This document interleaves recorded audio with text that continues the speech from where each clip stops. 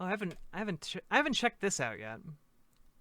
That they call I don't leaders. This I don't know a ton about Malcolm X, by the way. So let's take a little listen about what Malcolm X has to say from this snippet of an interview. just told you a little while ago, these leaders that they call leaders, this included Lena Horne, this included Dick Gregory, and this included comedians, comics, trumpet players, baseball players. Show me in the white community where a comedian is a white leader. Show me in the white community where a singer is a white leader, or a dancer or a trumpet player is a white leader. These aren't leaders. These are puppets and clowns that have been set up over the white community and over the black community by the white community and have been made celebrities and usually say exactly what they know that the white man wants to hear. Just told you a little while ago. That was a pretty base take, not gonna lie. Yeah, yeah, sure. Let's watch another clip. And I, for one, as a Muslim, believe that the white man is intelligent enough. If he were made to realize how black people really feel and how fed up we are without that old compromise and sweet talk. Stop sweet talking him. Tell him how you feel. Tell him what kind of hell you've been catching, and let him know that if he's not ready to clean his house up, if he's not ready to clean his house up, he shouldn't have a house. It should catch on fire and burn down. And I, for one, as a Muslim, believe. So, let's take a look at the chat. Yeah, like, Malcolm X had some, yeah, exactly. Malcolm X, Fred Hampton, and MLK all came to the same conclusion that fighting as a class was what scared the capitalists. Yes, exactly. And I think that also, like, a lot of what civil rights activists in the 1960s, a lot of what they said is equally as cogent today. Like, yeah, if white people can't get their act together, black people are gonna have to protest. They're gonna have to, you know, there are going to be riots. It's not necessarily like even going to have to be like an organized group that's like, you know, going through and being like, hey, you know, come to the riot at 7:00. You know, it's gonna be like, do the right thing, you know. This feeling can boil over, and it's not. I don't think it's the fault of the oppressed class when they like lash out. It's the fault of the conditions that the oppressors put them under, right? So yeah.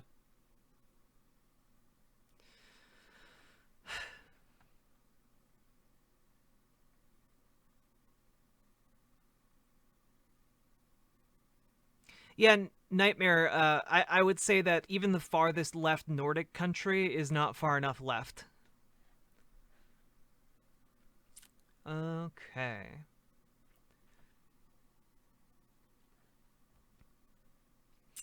By the way, this was specifically as a result of like Lil Wayne coming out to support Trump. You know, pulling this kind of quote like from Malcolm X. Yeah, I think it's equally as coherent today. Like, Donald Trump routinely calls rappers, you know, the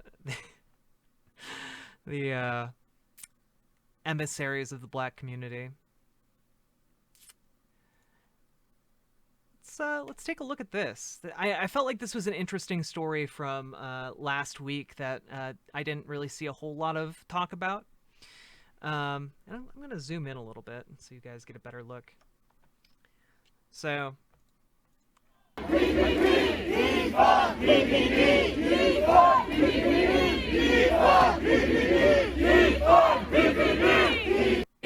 so essentially, in this scenario here, a group of Black Bloc protesters went to the, I believe the police commissioner's house, and so they're outside the house. They're chanting. You know, Portland's still in a state of protest, and they're advocating, hey, you know, we've been getting crapped on by cops for like a real long time now. Defund the police, reallocate it so that we can have better crime prevention services other than like a man showing up with a gun. Yeah, so about 40 people outside the house chanting. Now, I just want to clarify, this is like the worst nightmare for people on the right? Like this is like like you should I think if you showed people like this clip up here, a lot of people on the right would be like, well, you come out of your house, you shoot those motherfuckers. But that's not what happened in this case, thankfully, because the police commissioner understood his rights, understood he can't just kill protesters for showing up outside his house. So let's take a look at how this progressed over time, okay?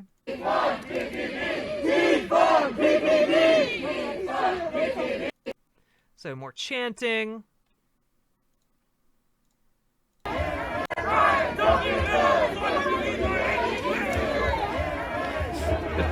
This chant doesn't...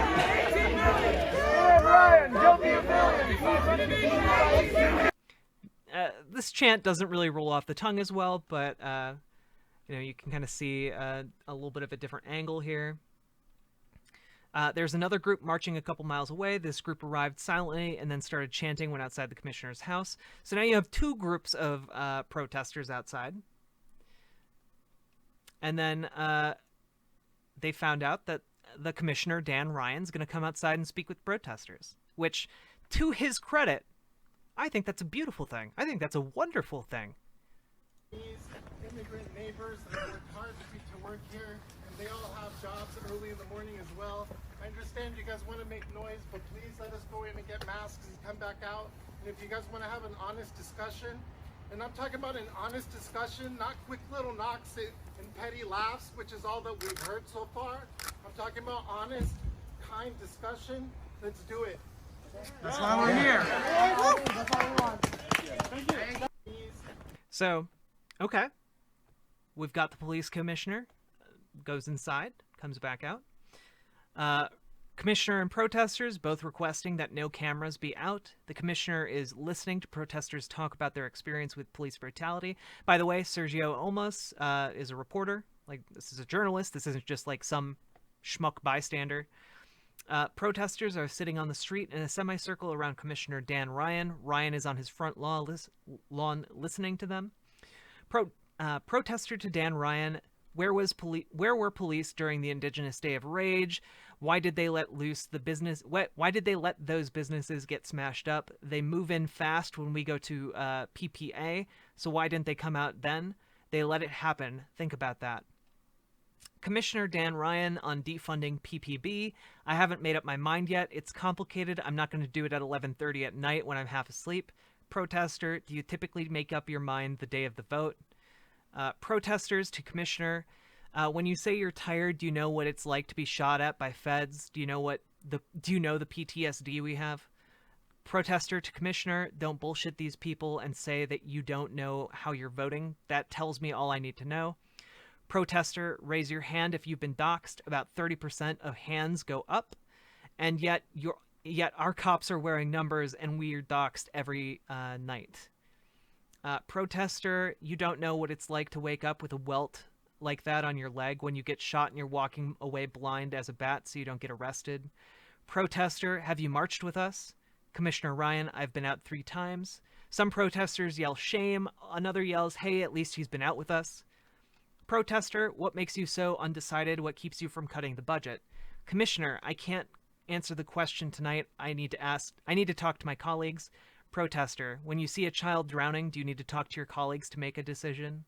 Commissioner Dan Ryan has been okay. His front lawn listening to protesters for over a half hour. Commissioner Ryan and a protester agree to exchange information to talk further. Someone yells, "That's beautiful." The crowd claps. About 40 protesters in black blocks showed up to Commissioner Ryan's house. Ryan has been listening to them, standing on his front lawn for almost an hour. The crowd here seems to have gained respect for the commissioner. Protesters are exchanging numbers with the commissioner. Protester to Commissioner Ryan: you on signal. So, like, yeah, this is, I think, how our system should be, and our system should be more reactive for us to get to this point. Like, they shouldn't have to show up at his house. They shouldn't have to chant at 11:30 at night. They shouldn't have to show up to hide their identities. All of these things. They shouldn't have to do that. However, I'm glad that it ended as well as it did, to be 100% honest with you. Like, whew, whew. But also, I wish that there was a way that these protesters didn't have to march for 134 days and then show up outside of the house of the police commissioner in order to get their points across. Why is our system like this?